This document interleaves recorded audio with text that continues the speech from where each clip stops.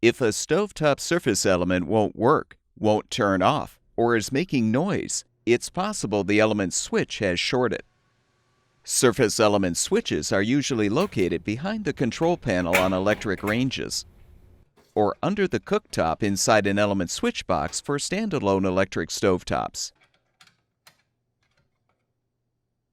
The switches can short if water gets under the control knobs. You should first shut off the power to the appliance and allow time for the switch or switches to dry out to see if that corrects the problem. If not, you can use a multimeter to test the switch to determine if it has shorted. You should remove or isolate the element switch from the range or stovetop before conducting the test. With the surface element switch removed or isolated, rotate the multimeter's range selection dial to the lowest setting for ohms of resistance.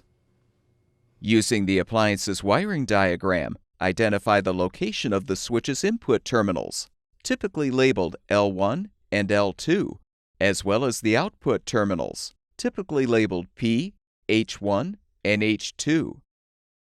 Confirm the switch is in the off position.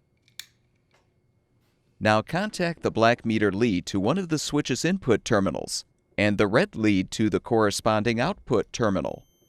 If the meter display indicates close to 0 ohms of resistance, even when the switch is in the off position, you'll know the component has shorted.